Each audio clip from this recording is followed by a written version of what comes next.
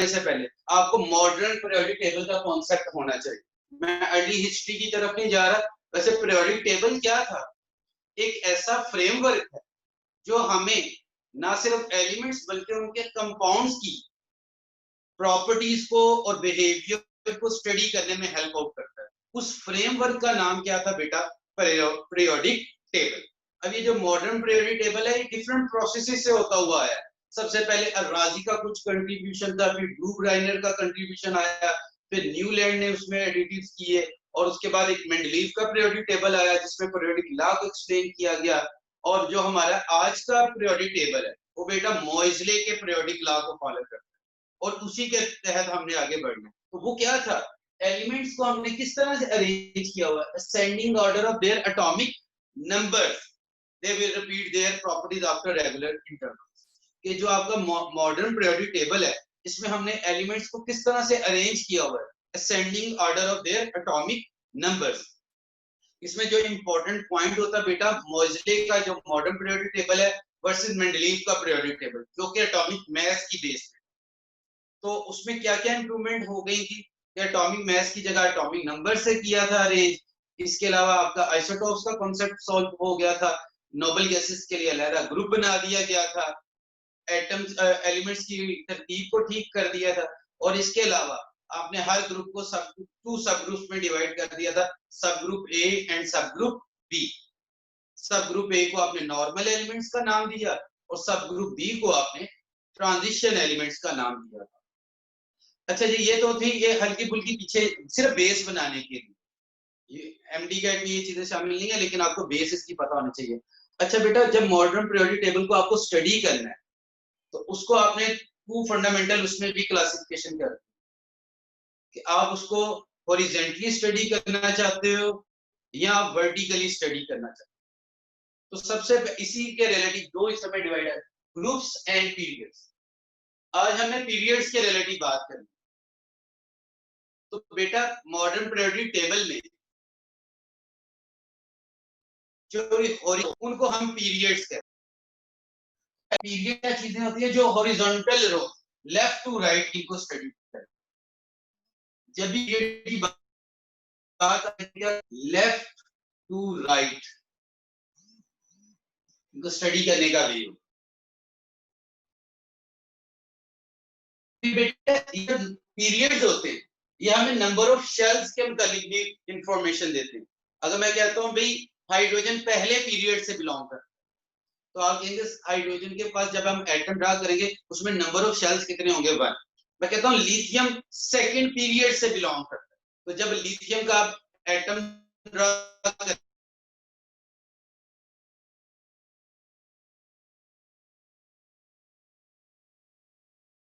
करेंगे उसमें कितने शेल आएंगे जी? 3 शेल। इसी तरह पोटाशियम फोर्थ पीरियड, मैं पीरियड की बात कर रहा हूँ, फोर्थ पीरियड से बिलोंग करता है, तो पोटाशियम का जब हम एटम ड्रा करेंगे उसमें हम 4 शेल बनाते हैं। तो इसका मतलब है जो आपका पीरियड होता है वो आपको नंबर ऑफ शेल्स को रिप्रेजेंट करता है। और हमारे modern periodic table number of periods कितने हैं जी? वो 7 है, 1 to 7 इस तरह से। अब इनको बारी बारी थोड़ा सा देख लेते हैं। जैसे फर्स्ट पीरियड, ये हमारा शॉर्टेस्ट पीरियड, इसमें सिर्फ 2 एलिमेंट्स है, दोनों नॉर्मल। नॉर्मल से क्या मुराद है बेटा? जो सब ग्रुप ए से बिलोंग करे। और वो 2 कौन से हैं? वैसे मैं यहाँ पे लिख देता हूँ, क्योंकि 2 ही लिखने हैं, एक हाइड्रोजन है और दूसरा हीलियम। लेफ्ट टू राइट पहले पीरियड में सिर्फ 2 एलिमेंट्स है, वो शॉर्टेस्ट पीरियड कहलाता है। सेकंड और थर्ड पीरियड, इसको हम शॉर्ट पीरियड कहते हैं। इसमें एलिमेंट्स की तादाद कितनी है जी? 8। और वो 8 के 8 नॉर्मल है। नॉर्मल मीन कि ये ए ग्रुप से बिलोंग करते हैं, सब group A.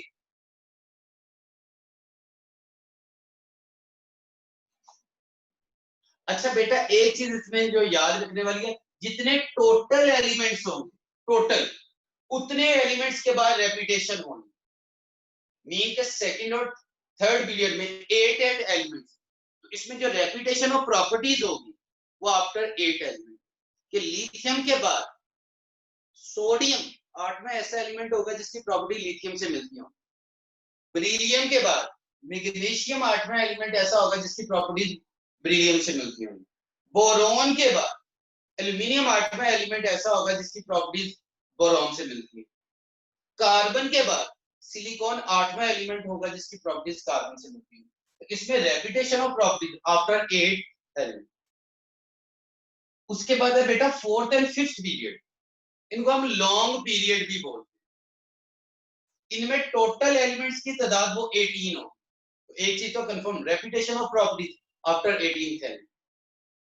18th element will show resemblance in properties with the respect to first one. Or in out of 18, 8 belongs to normal group and 10 belongs to transition subgroup B. तो MCQ में N और T की जगह, normal और transition की जगह सब group ए और सब ग्रुप बी का जिक्र भी कर सकते हैं। बेटा वो इस तरह से भी आपसे एमसीक्यू पूछ सकता है। In 4th and 5th period number of elements belong to sub group A 8, 18, 14 और 32। बेस्ट ऑप्शन होगी सब ग्रुप ए का जिक्र किया तो वो नॉर्मल वो ए। या number of elements in 4th period belonging to the family sub group B, तो उसमें बेटा सब ग्रुप बी में कितने आ जाएंगे 10। उसके बाद है 6th पीरियड, ये हमारा लॉन्गेस्ट पीरियड है। इसमें टोटल 32 एलिमेंट्स, out of 32 8 belongs to normal, 10 are transition and 14 are lengthanides। ये lengthanide सीरीज को अगर आप मॉडर्न पीरियोडिक टेबल में देखें तो वो बॉटम पे लिखा हुआ है lengthanide और actinides, जिनको हम F ब्लॉक एलिमेंट्स भी कहते हैं। तो ये आपके पास 14 L से मुराद है lengthanide। 7th पीरियड वो इनकम्प्लीट है बेटा, उसमें 2 नॉर्मल में है, कुछ ट्रांजिशन में है, और 14 जो है वो एक्टानाइड से बिलोंग करते हैं, वो भी F ब्लॉक एलिमेंट्स। तो इस तरह से आपने अपने वो कहने के पीरियड 7 पीरियड्स को क्लासिफाई किया हुआ। होप्स ऑफ पीरियड्स का आपको इंट्रोडक्शन समझ आ गया हो। अब इन इसको वैसे इसके पैरेलल ग्रुप्स का भी आपको पता होना चाहिए। ग्रुप्स में वैसे उसने एलिमेंट्स की केमिकल और फिजिकल प्रॉपर्टीज को डिस्कस किया हुआ है।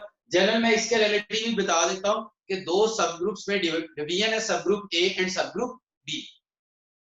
और सब ग्रुप ए के भी फर्दर 8 ग्रुप्स हैं और सब ग्रुप बी के भी फर्दर 8 ग्रुप।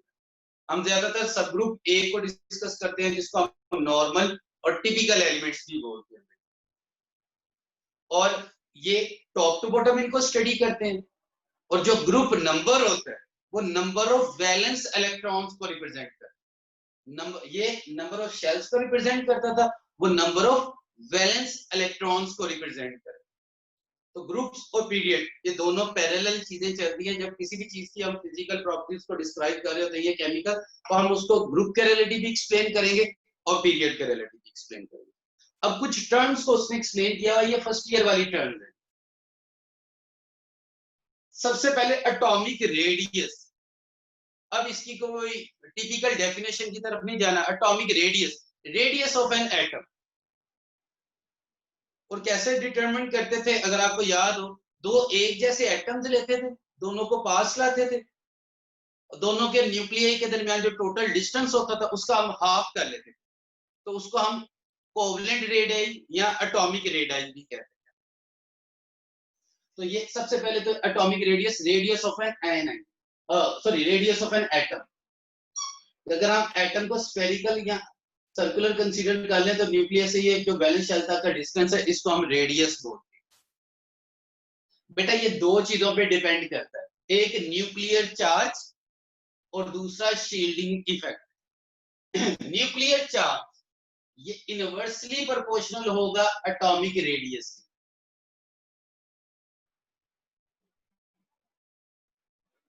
न्यूक्लियर चार्ज से मुराद है न्यूक्लियस में मौजूद प्रोटॉन्स की तादाद।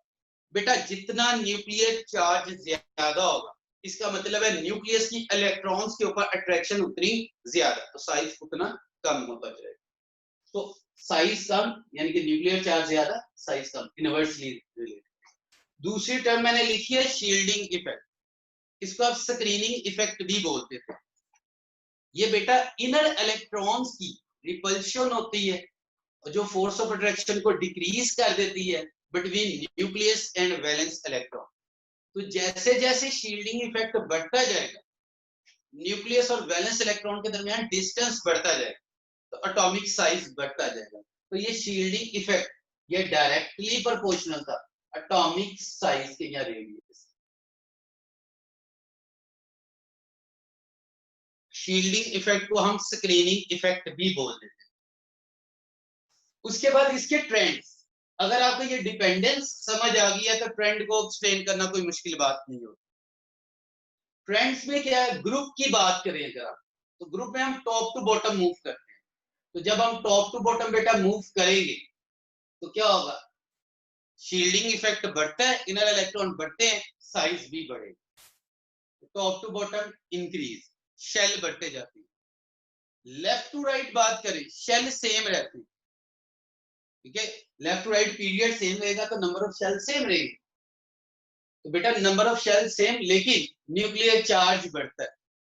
तो जब न्यूक्लियर चार्ज बढ़ता जाता है, असेंडिंग ऑर्डर है एटॉमिक नंबर का, तो चार्ज बढ़ता जाएगा तो साइज डिक्रीज होता जाएगा।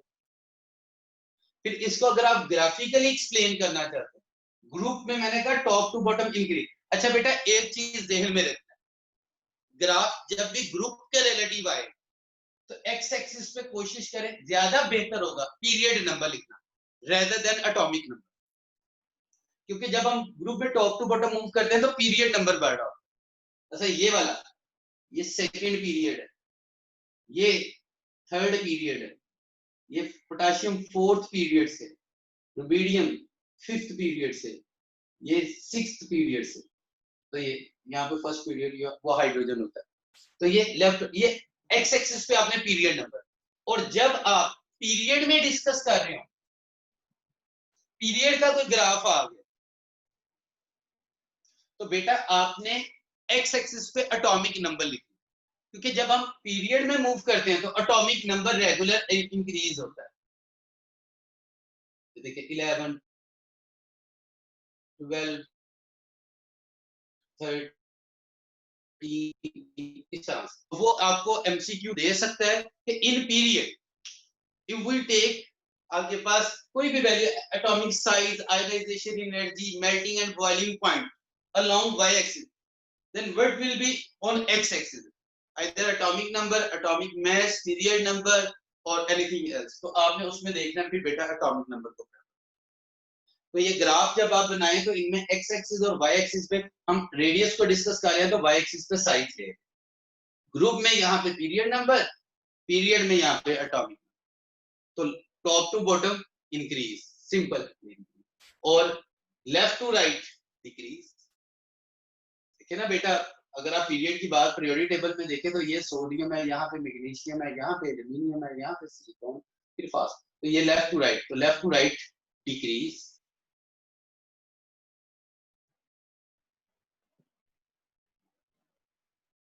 तो ये क्वेश्चन आया भी हुआ है कि आपके पास इस तरह से उसने ग्राफ बना दिया था, ये भी हो सकता है बेटा ये ग्राफ बना दे, आपको ये डाटा दे दे, वो कहता है ये ग्राफ और किस चीज को, यहाँ पे एक्स लिख दे, तो ये ग्राफ किस चीज को एक्सप्लेन कर रहा है, मेल्टिंग पॉइंट को एक्सप्लेन कर रहा है, आयोनाइजेशन एनर्जी को एक्सप्लेन कर रहा है, आपके पास एटॉमिक साइज को एक्सप्लेन कर रहा है, किस चीज को एक्सप्लेन कर रहा है। तो आपको पता होना चाहिए डिक्रीजिंग ट्रेंड आ रहा है, तो डिक्रीजिंग ट्रेंड किसको एक्सप्लेन कर रहा है, ये साइज को एक्सप्लेन कर रहा है, क्योंकि left to right melting point बढ़ते हैं, आयोनाइजेशन एनर्जी बढ़ती है, इलेक्ट्रॉन एफिनिटी बढ़ती है, कौन सी चीज कम होती है, वो एटॉमिक साइज।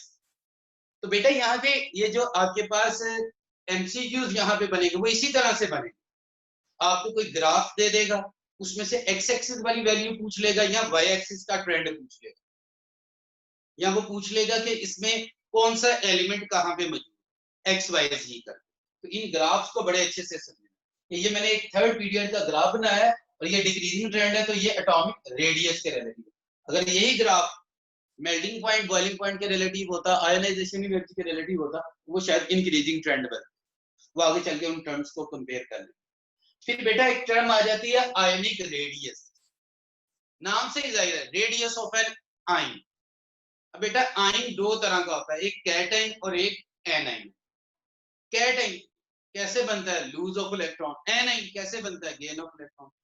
और बड़ी दफा ये कह लें कि कहीं से भी आप बहुत कॉमनली एक क्वेश्चन आता है, why size of cation is always less than parent atom and why size of anion is greater than it's parent atom. तो बेटा उसमें रीजन अब क्या लिखे, यहाँ पे लिखने की जरूरत नहीं है।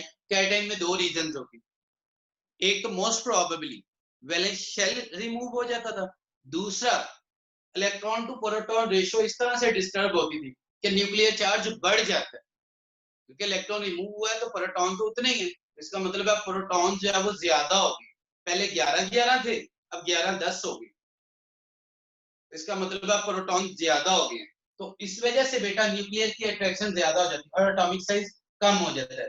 एग्जाम्पल मैंने ये लिख दिया, ये बुक वाली वर्डिंग, ये वाला बुक का एमसीक्यू भी है 2016 में मेरे ख्याल से आया, ये बता देता हूँ। तो ये सोडियम आयन का एटॉमिक सॉरी आयनिक रेडियस कितना होता है 102 पिकोमीटर, जबकि सोडियम एटम का 157 पिकोमीटर। पेरेंट एटम ज्यादा और उसका जो आयन बनेगा उसका साइज कम हो जाएगा। और इसका वाइस वर्सा एनायनिक रेडियस में होता है कि जब हम एक इलेक्ट्रॉन ऐड करते हैं तो प्रोटॉन टू इलेक्ट्रॉन रेशियो इस तरह से डिस्टर्ब हो जाती है कि न्यूक्लियर चार्ज कम हो जाता है, न्यूक्लियस के इलेक्ट्रॉन्स के अट्रैक्शन कम तो वो डिस्पर्स होकर साइज को बढ़ा देते हैं। एग्जांपल है फ्लोरीन एटम जब होगा तो उसका 72 पिकोमीटर, जब वो इलेक्ट्रॉन गेन कर लेगा फ्लोराइड आयन बनेगा 133 पिकोमीटर। और ये वैल्यू उसने पूछी हुई, तो बुक में जो वर्डिंग में वैल्यू लिखी होती है बेटा वो आपने सारी वैल्यूज याद रखी। अब इसको ट्रेंड के रिलेटिव अगर आप एक्सप्लेन करना चाहते हैं तो साइज वाई एक्सिस पे, एक्स एक्सिस पे पीरियड नंबर।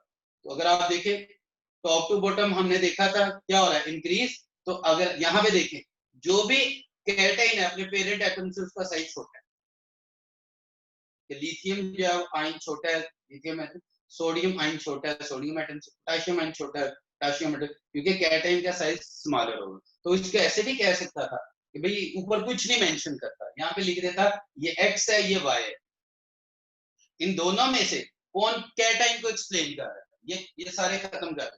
तो आपने बताना था एक्स लाइन वो कैटायन को एक्सप्लेन कर रहा है, और इसी तरह से अगर इनको एक्स और इनको वाई लिख देता तो उसमें जो वाई एक्स लाइन होगी वो आयन को एक्सप्रेस कर रही है, क्योंकि एन आयन का साइज हमेशा बड़ा होगा as compare to parent atom. तो ये दो ग्राफ आपको बेटा समझ आने चाहिए। अब यहां तक देख ले कोई प्रॉब्लम है वो पूछ ली, मैंने कुछ एमसीक्यूज है वो एंड पे डिस्कस कर लेंगे, पहले जनरल पॉइंट्स देख ले जी। क्लियर है बेटा? सर ये जो आपने बताया कि जब ग्रुप वाई एक्सिस पे आएगा तो पीरियड नंबर एक्स एक्सिस पे आएगा, ये आपको दोबारा बता देता हूँ, मैंने कहा ये कॉमनली होता है। देखिए बेटा जब हम ग्रुप में आते हैं ना, ग्रुप में आना होता है टॉप टू बॉटम। अब पीरियोडिक टेबल को अपने जेहन में रखो, जब आप टॉप टू बॉटम आ रहे हो ऊपर हाइड्रोजन है, आप इस तरह से, ये आपका पीरियोडिक टेबल है। तो ये आप जब टॉप टू बॉटम आ रहे हो ग्रुप में, तो इसका मतलब है यहाँ पे फर्स्ट पीरियड है, यहाँ पे सेकंड है, यहाँ पे थर्ड है, यहाँ पे फोर्थ है, यहाँ पे फिफ्थ है। तो जब हम टॉप टू बॉटम आ रहे हैं तो हम पहले पीरियड से दूसरे पीरियड तीसरे पीरियड चौथा पांचवा उससे होते हुए आ। इसका मतलब है जब हम ग्रुप में किसी चीज की प्रॉपर्टीज को डिस्कस करना चाहते हैं तो मुझे एक्स एक्सिस पे पीरियड नंबर लिखना पड़ेगा, ठीक है ना। लिथियम का पीरियड नंबर सेकंड है, सोडियम का थर्ड है, पोटेशियम का 4 है, सीजियम का 5। तो एक रेगुलर ट्रेंड के साथ आपके पास है कि जब आप ग्रुप के ग्राफ ड्रा करना चाहते हैं, आगे अगर आप बेटा बुक में भी देखें चाहे वो मेल्टिंग पॉइंट का ट्रेंड है चाहे वो आयोनाइजेशन एनर्जी का ज्यादा, क्योंकि बेटा अगर मैं यहाँ पे एटॉमिक नंबर लिखूंगा ना तो वो डिफरेंस है इनमें, शायद 8 का डिफरेंस हो, फिर 8 का, फिर 18 का, फिर 32 का, तो वो गैप बड़ा बढ़ जाता है। तो ज्यादा मैं बार बार वर्ड यूज कर रहा हूँ, ज्यादा बेहतर है यहाँ पे पीरियड नंबर। तो आप ग्रुप के रिलेटिव जो भी ग्राफ देखेंगे उसमें ज्यादातर यहाँ पे पीरियड नंबर होगा, लेकिन जब मैं पीरियड की बात करूंगा तो उसमें एक्स एक्सिस में एटॉमिक नंबर होगा, ये कंफर्म है 110%। क्यों? क्योंकि बेटा यहाँ पे रेगुलर एटॉमिक नंबर इंक्रीज होता है, तो 11 12 13 14 15 16 जो भी होगा वो इस तरह से चलेगा। जी बेटा। अब सर ये जो आपने कैटायनिक रेडियस के नीचे लिखा है सोडियम और उसका, ये आपने कैटायनिक रेडियस लिखा है 157 pm और सर ये साइज और रेडियस एक ही चीज नहीं होती? ही चीज होती है।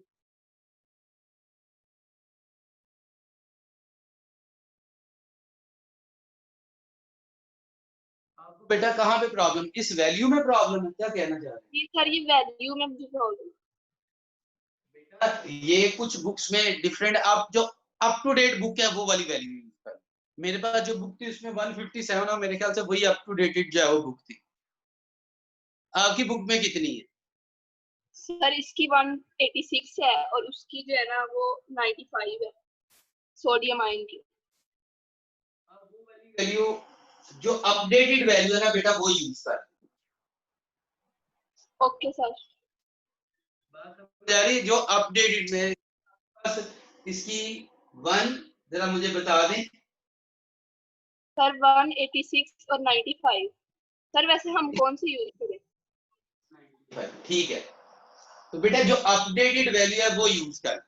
अगर आपके पास अपडेटेड एडिशन है तो आप वो वाली वैल्यू यूज कर। तो मुख्तलिफ बुक्स में थोड़ा सा। ठीक है सर।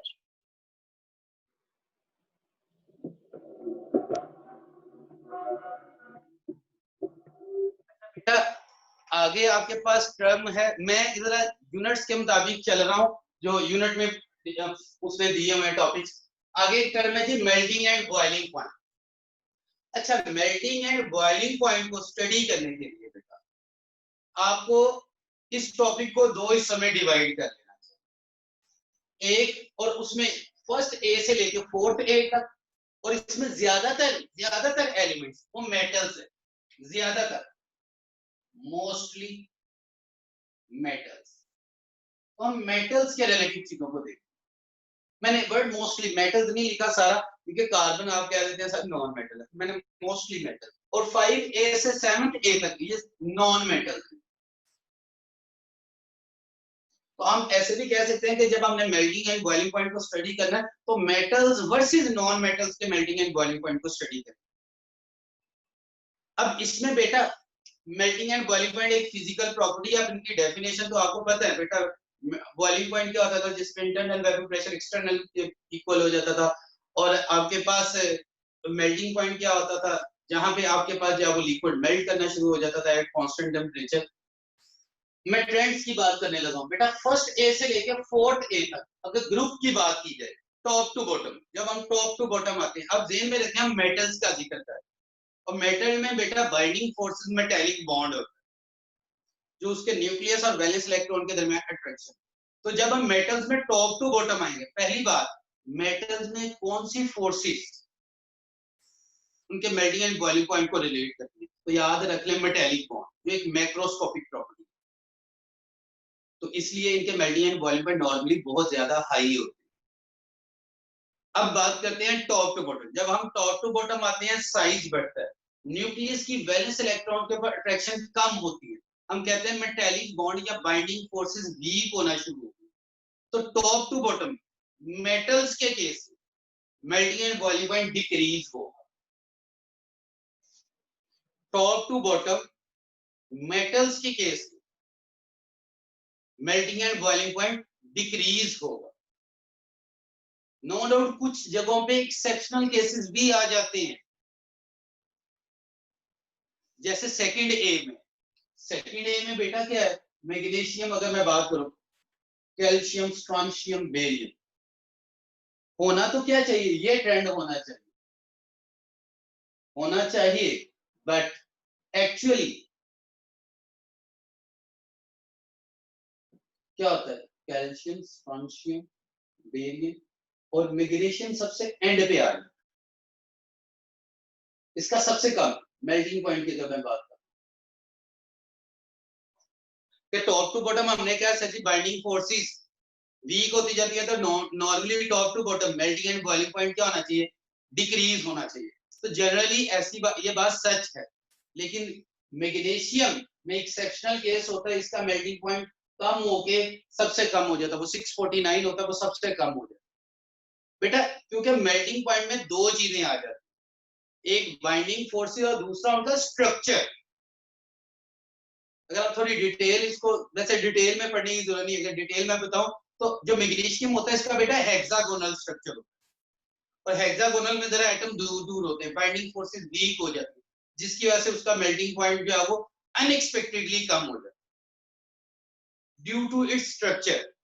जबकि इनका जो है वो फेस सेंटर्ड क्यूबिक होता है, इसका बॉडी सेंटर्ड क्यूबिक होता है, तो ये स्ट्रक्चर की वजह से ये कम हो जाता है। नॉर्मली अगर जनरल क्वेश्चन आ गए in the case of first wave to fourth wave, moving in a group top to bottom, melting and boiling point, increase, decrease, remain constant, may increase और may decrease, उसमें आपने decrease ही लिखना है, क्योंकि जब हम उसने जनरली कहा है जनरली डिक्रीज हो। हाँ, एक्सेप्शनल केस की बात कर ले, वो आपको ये ग्राफ दे, ये आपके पास 4 ऑप्शन दे दे, इसके अलावा 2 और ऑप्शन दे दे, तो आपने इस ऑप्शन को करेक्ट करना। क्यों करना है? क्योंकि इसका जो स्ट्रक्चर की वजह से इसका मेल्टिंग पॉइंट सबसे कम हो जाता है, इसका हेक्सागोनल पैकिंग आ जाता है। दूसरी बात जो बुक में भी डिटेल से है और ज्यादा एम्फसाइज इस पे करना है वो है बेटा पीरियड। जब हम पीरियड में लेफ्ट टू राइट मूव करते हैं अप टू फोर्थ ए, मैं अभी फोर्थ ए तक बात कर रहा हूं, तो बेटा बाइंडिंग फोर्सेस बढ़ती है। फर्स्ट ए वैलेंस शेल में एक इलेक्ट्रॉन एक बॉन्ड बन सकता है। Second A left to right move कर रहे हैं, आगे सेकंड ए आता है, वैलेंस शेल में 2 इलेक्ट्रॉन 2 बॉन्ड बना सकते। आगे मूव करें, थर्ड ए बैठा हुआ, वैलेंस शेल में 3 इलेक्ट्रॉन 3 बॉन्ड बना रहा है। आगे मूव करें, कार्बन फोर्थ ए 4 बॉन्ड बना सकते। तो लेफ्ट टू राइट जैसे जैसे मैं मूव कर रहा हूं तो नॉर्मली बाइंडिंग फोर्सेस बढ़ रही, जिसकी वजह से मेल्टिंग एंड बॉइलिंग पॉइंट भी बढ़ते हैं। तो अप टू फोर्थ ए याद रखिएगा, इसको नहीं अभी मैं कर रहा, पहले इस चीज को up to fourth A melting and boiling point increase होते हैं। पॉइंट क्लियर है बेटा? Up to fourth A. Sir repeat कर दें। दोबारा रिपीट कर दें कि नॉर्मली हम फोर्थ ए तक लेफ्ट टू राइट जब हम मूव करेंगे तो बेटा ये देखिए लेफ्ट टू राइट से क्या मुराद है, फर्स्ट ए, फिर यहाँ पे है सेकंड ए, यहाँ पे है थर्ड ए, यहाँ पे है फोर्थ ए। पीरियोडिक टेबल को थोड़ा सा ज़हन में रखें ना फिर आपके पास। अब बेटा फर्स्ट ए वैलेंस शेल में एक इलेक्ट्रॉन, अगर यहाँ पे लिथियम है तो वो एक इलेक्ट्रॉन एक ही बॉन्ड बना सके। आगे आपके पास चले जाए बेरिलियम, वैलेंस शेल में 2 इलेक्ट्रॉन 2 बॉन्ड बना सकते हैं। आगे है एल्यूमिनियम, सॉरी बोरॉन 3 बॉन्ड बना। यहाँ पे कार्बन है, उसके वैलेंस शेल में 4 इलेक्ट्रॉन, तो वो 4 मजीद बॉन्ड बना सकता है, बाइंडिंग इलेक्ट्रॉन्स का। तो कौन सबसे ज्यादा बॉन्ड बना सकता है? कार्बन। सर 5A की तरफ क्यों नहीं मूव कर रहे? बेटा 5A में जाएंगे ना, उसके वैलेंस शेल में 5 इलेक्ट्रॉन, तो वो 3 बॉन्ड, फिर बॉन्ड कम होना शुरू हो जाए। तो इसलिए फोर्थ ए तक बाइंडिंग फोर्सेस बढ़ती हैं, तो melting and boiling point normally up to fourth A increase होते हैं। इतनी बात समझ आ गई है?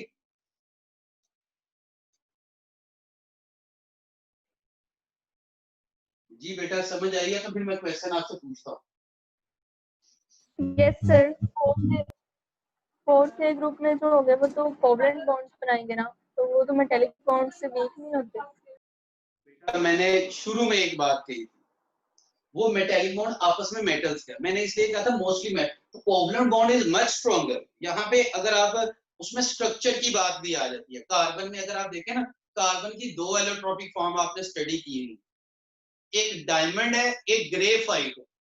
चलिए आपके क्वेश्चन से मैं, ग्रेफाइट का फार्मूला भी बेटा कार्बन है, डायमंड का भी कार्बन ही है, लेकिन डायमंड का जो मेल्टिंग पॉइंट होता है वो तकरीबन 4000 डिग्री सेल्सियस, जबकि जो ग्रेफाइट है वो 1000 या 1200 पे मेल्ट हो जाता है। दोनों कार्बन, दोनों में कोवलेंट बॉन्ड, तो डायमंड का मेल्टिंग पॉइंट ग्रेफाइट से क्यों ज्यादा?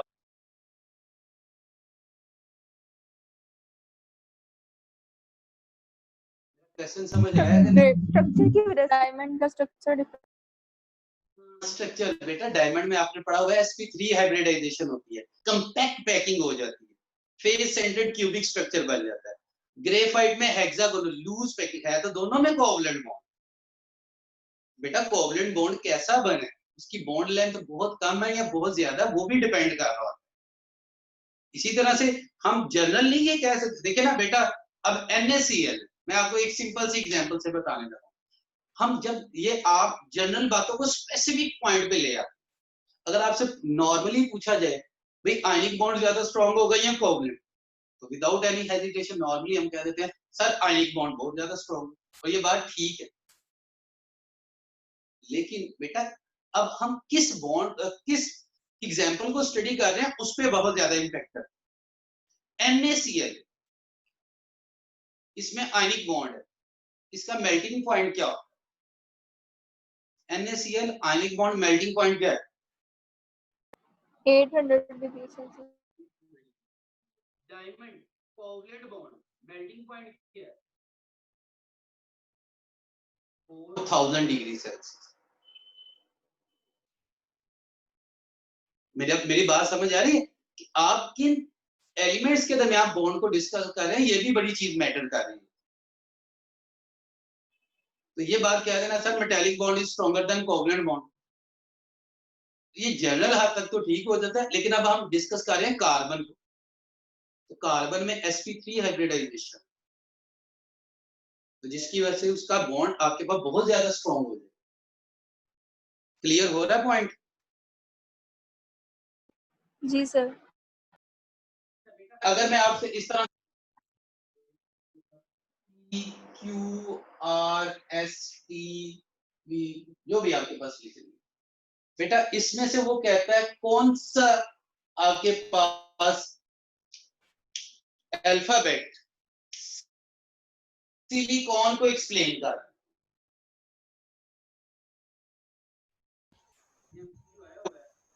कौन सा अल्फाबेट SI के मेल्टिंग पॉइंट को एक्सप्लेन कर? और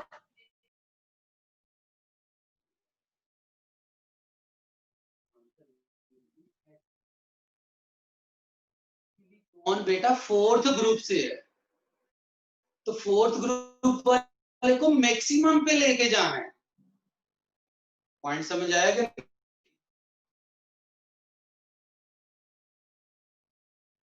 देखिए जैसे फोर्थ ग्रुप कार्बन का था, हम कार्बन को मैक्सिमम पे लेके गए थे, तो यहाँ पे जी सर समझ,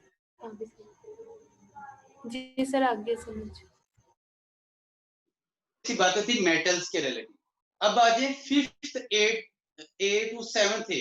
एट्थ ए का मैंने क्यों नहीं जिक्र किया बेटा, वो सारे मोनोएटॉमिक है, उनमें तो कोई फोर्स ऑफ अट्रैक्शन होती नहीं है, तो उनके तो melting and boiling point extremely low होंगे, उनको भी थोड़ा सा इधर देख लेते हैं। लेकिन अगर फिफ्थ ए टू सेवंथ ए बात करें तो बेटा एकदम ग्राफ बिल्कुल नीचे आ गया। वो कहता है ये जो ग्रुप है fifth A, six A and seventh में, ये एग्जिस्ट करते हैं डाई एटॉमिक फॉर्म, यानी कि इनका जो मॉलिक्यूल वो दो एटम से मिलकर बनेगा। अच्छा बेटा इसमें अब हमने पहली बात सुन लें, ये अब हम नॉन मेटल्स की तरफ आ गए हैं, इसका मतलब है इनमें हमने मेटालिक बॉन्ड को डिस्कस नहीं करना।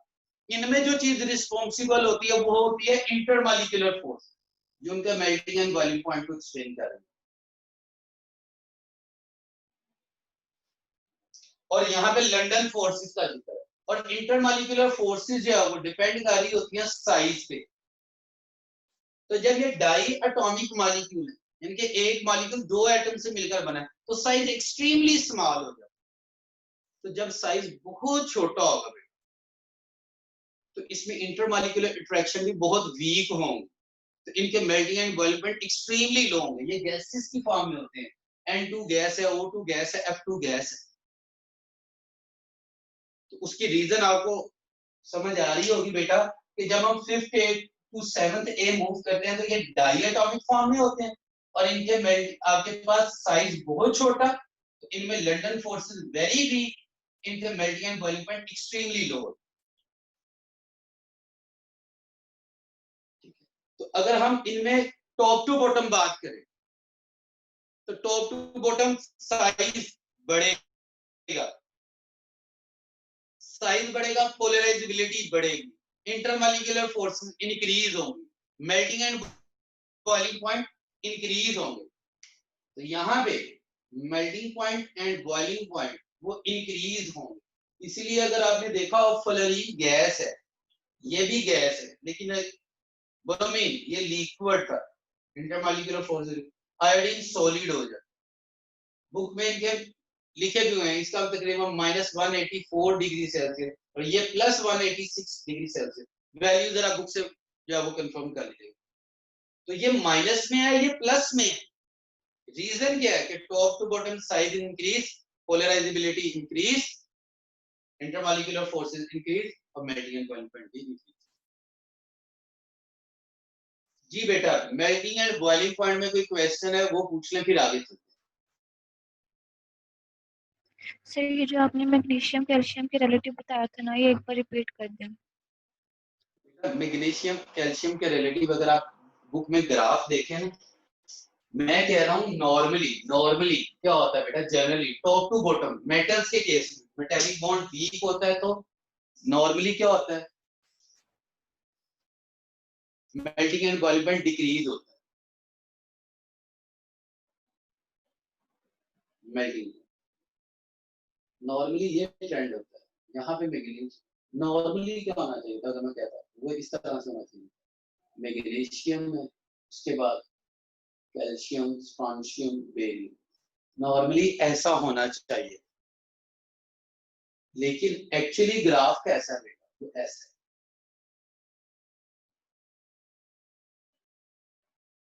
ये मैग्नीशियम का सबसे कम हो गया हुआ है। इसकी रीजन मैंने बताई, इसका स्ट्रक्चर होता है हेक्सागोनल। क्योंकि जब हम मेल्टिंग पॉइंट में बात करते हैं तो उसमें एक पैरामीटर स्ट्रक्चर भी आ जाता है, तो इसका स्ट्रक्चर लूज होने की वजह से इसमें इंटरमॉलिक्यूलर अट्रैक्शन कम हो जाती है, इसको मेल्ट करना आसान हो जाता है। इनका स्ट्रक्चर होता है फेस सेंटर्ड क्यूबिक, वो कम्पैक्ट होता है, जिसकी वजह से बेटा इनके टॉप टू बॉटम तो होना तो इसका यहाँ पे चाहिए था, तो ये नीचे क्यों आया, ड्यू टू हेक्सागोनल। तो this is called exceptional case. Sir group में top to bottom size increase हो रहा होता है, तो इंटरमॉलिक्यूलर फोर्सेस कम नहीं होंगी? मॉलिक्यूलर फोर्सेस साइज इंक्रीज होने की वजह से कम नहीं होंगी? ज्यादा होती हैं जैसे जैसे साइज बढ़ता है। और हाँ, इसमें बेटा हम इंटरमॉलिक्यूलर फोर्सेस को डिस्कस नहीं करते हैं फर्स्ट ए टू फोर्थ है, क्योंकि उसमें हम मेटेलिक फोर्सेस को डिस्कस कर रहे हैं, इनमें इंटरमॉलिक्यूलर फोर्सेस को डिस्कस करते हैं। और टॉप टू बॉटम जब हम साइज बढ़ता है इंटरमॉलिक्यूलर फोर्सेस बढ़ती हैं, वो डायरेक्टली प्रोपोर्शनल होती है।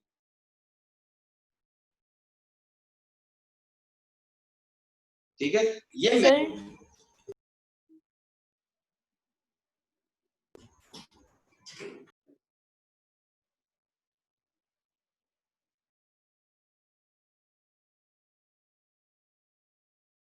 ये क्वेश्चन पूछे, सब कुछ पूछा। सर जिस तरह ये मेटल्स में कार्बन के मेल्टिंग एंड बॉइलिंग पॉइंट सबसे हाई है, तो फिर इनमें खुद किसके होंगे?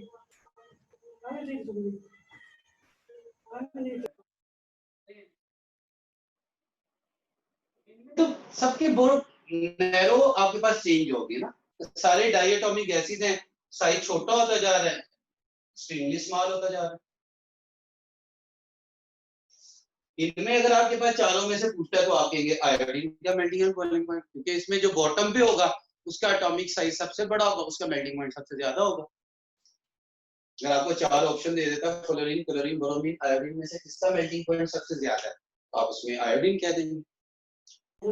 जी सर। बेटा ये अब आगे है आयोनाइजेशन एनर्जी।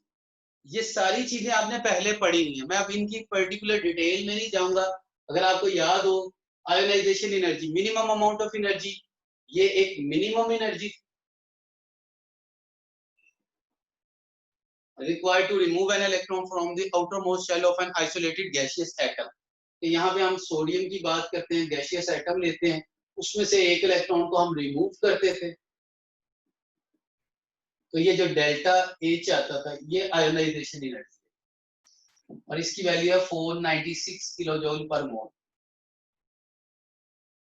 फिर इसकी आपने डिपेंडेंस देखी थी, तो ये चार चीजों के रिलेटिव जिसको हमने पढ़ा था। मैं इसमें ज्यादा डिटेल में इसलिए नहीं कि इसके एमसीक्यूज अभी डिस्कस कर लेते हैं, वो एक दो लिखे हुए हैं। तो बेटा ये न्यूक्लियर चार्ज का क्या रिलेशन था? डायरेक्ट रिलेशन था। जितना न्यूक्लियर चार्ज ज्यादा, इलेक्ट्रॉन को रिमूव करना उतना मुश्किल, आयनाइजेशन एनर्जी उतनी ज्यादा। अगर मैं आपके पास एटॉमिक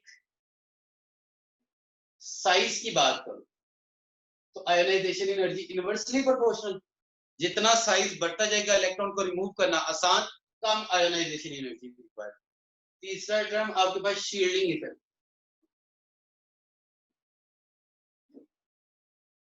इसके भी इनवर्सली प्रोपोर्शनल था कि जितना ज्यादा शील्डिंग इफेक्ट होगा उतना वैलेंस इलेक्ट्रॉन्स के ऊपर न्यूक्लियस की अट्रैक्शन कम होगी, रिमूव करना आसान होगा। और एक था नेचर ऑफ ऑर्बिटल, उसमें हमने देखा था एस की सबसे ज्यादा, उसके बाद पी, उसके बाद डी और उसके बाद एफ। ये हमने ट्रेंड पढ़ा था ऑर्बिटल्स के लिए। फिर हमने नोड में क्या पढ़ा था? नोड में जो थर्ड आयनाइजेशन एनर्जी होती है वो ग्रेटर होती है as compare to second ionization energy, वो ग्रेटर होती है as compare to first ionisation energy. हमने पढ़ा था कि फर्स्ट आयनाइजेशन एनर्जी के केस में हम न्यूट्रल एटम से निकालते थे, तो ये कम थी न्यूट्रल एटम के related. Second ionization energy unipositive ion, और थर्ड आयनाइजेशन एनर्जी में आपके पास डाई पॉजिटिव आयन था, जिसमें से इलेक्ट्रॉन आपने रिमूव करना। तो भाई डाई पॉजिटिव आयन में से यानी कि दो दफा उस पर पॉजिटिव चार्ज है, तो उसमें से नेगेटिव चीज को, इलेक्ट्रॉन को रिमूव करना इंतहाई मुश्किल होगा। तो थर्ड आयनाइजेशन एनर्जी सबसे ज्यादा, उससे कम सेकंड, और सबसे कम फर्स्ट आयनाइजेशन एनर्जी। फिर बेटा इसमें हमने एक्सेप्शनल केसेस पढ़े। एक्सेप्शनल केसेस में हमने पढ़ा था सेकंड ए की आयनाइजेशन एनर्जी थर्ड ए से ज्यादा है, एंड फिफ्थ ए की आयनाइजेशन एनर्जी 6a से ज्यादा। रीजन आपको बताई थी कि orbitals attain more stable electronic configuration if there valence subshell is half filled और कंप्लीटली फिल्ड। इस केस में ns2 दो इलेक्ट्रॉन होंगे ना वैलेंस शेल में, तो ये फील्ड है जो वैलेंस सबशेल है। इस केस में ns2 np1, तो ये पार्शली फील्ड है। जो पार्शली फील्ड होगा वो रिलेटिवली लेस स्टेबल होगा, तो ये लेस स्टेबल, ये मोर स्टेबल, तो इसकी आयनाइजेशन एनर्जी ज्यादा होगी। इस केस में फिफ्थ ए में ns2 np3, 3 वाला half field, half field mean more stable.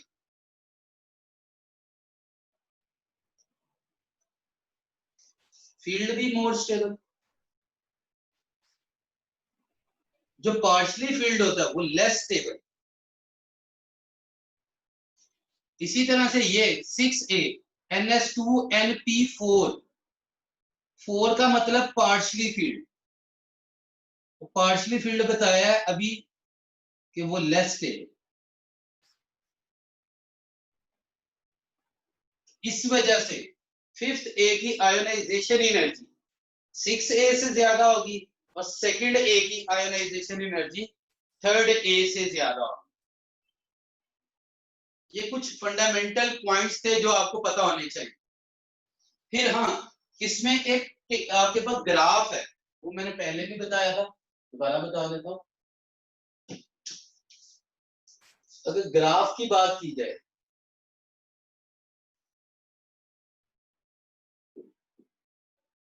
तो यहां पे अगर मैं कहूं कि आपके पास एटॉमिक, यहाँ पे आयोनाइजेशन, तो हमारे पास ग्राफ कैसा हासिल होता है? हाइड्रोजन हीलियम, फिर हम बात करते थे यहाँ पे lithium, beryllium, boron, carbon, nitrogen, oxygen, fluorine, chlorine, इस तरह से बेटा ये ग्राफ है। इस तरह से ये ट्रेंड चलता है। क्या मतलब सर? बेटा यहाँ पे हाइड्रोजन, यहाँ पे helium, left to right ionisation energy increase होती थी मैक्सिमम। उसके बाद नेक्स्ट पीरियड आ यहाँ पे क्या है? लिथियम, यहाँ पे बेरिलियम, यहाँ पे बोरॉन, सेकंड ए की ज्यादा होती है as compare to third A, फिर कार्बन, फिर नाइट्रोजन, फिर ऑक्सीजन, फिर फ्लोरीन, और फिर यहाँ पे हीलियम के बाद नियोन। तो अगर आप देखें ये टॉप टू बॉटम पीक्स कम की तरफ आ रही है, और ये एक्सेप्शनल केसेस। तो ये ग्राफ भी पहले बेटा आपको डिटेल से बताया हो। तो आयोनाइजेशन एनर्जी सर सेंटेंस का फोर्थ पॉइंट रिपीट कर दें, इसको एक्सप्लेन कर दें थोड़ा।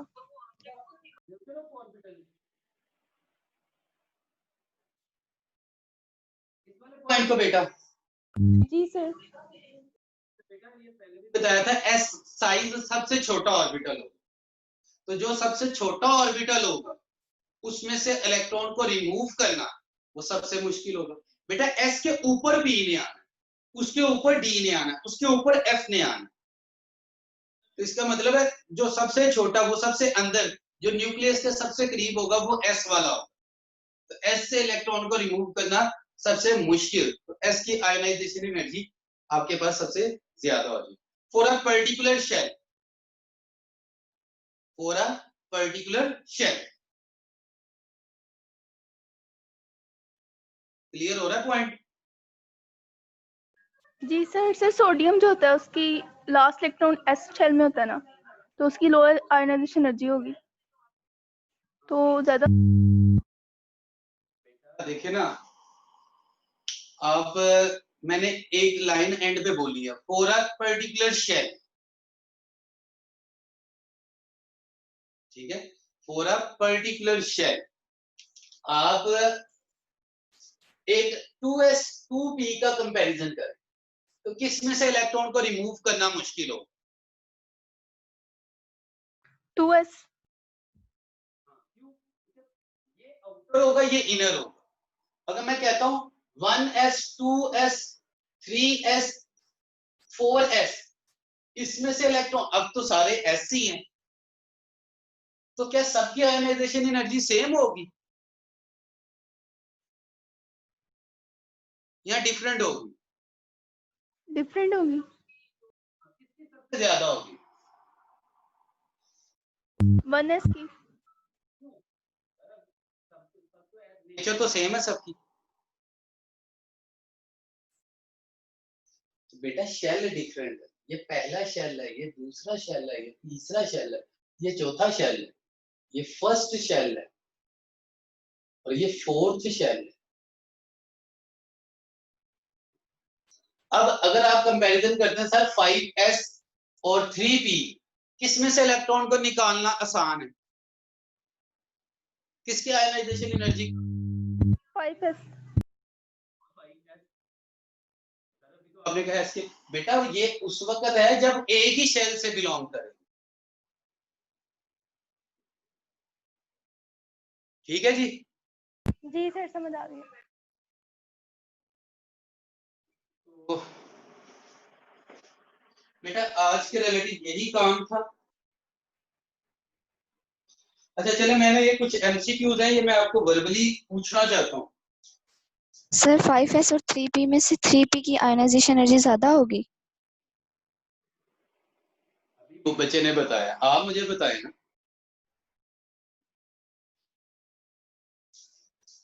बेटा, 5s की कम और 3p की ज्यादा।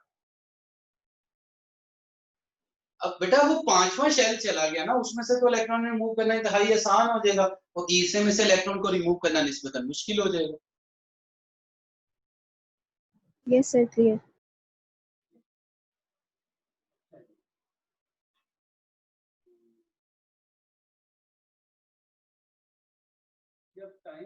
ये ना आपके पास कल आते ही मैंने कुछ एमसीक्यूज लिखूंगा, आपने ये टॉपिक पढ़ कर रखना है, उसमें से पहले हम एमसीक्यूज को सॉल्व करेंगे फिर आगे बढ़ेंगे, ठीक है जी?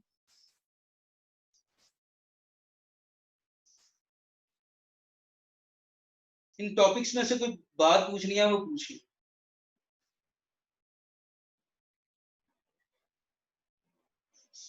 चलेंगे, ठीक है जी। ओके बेटा, अल्लाह हाफिज।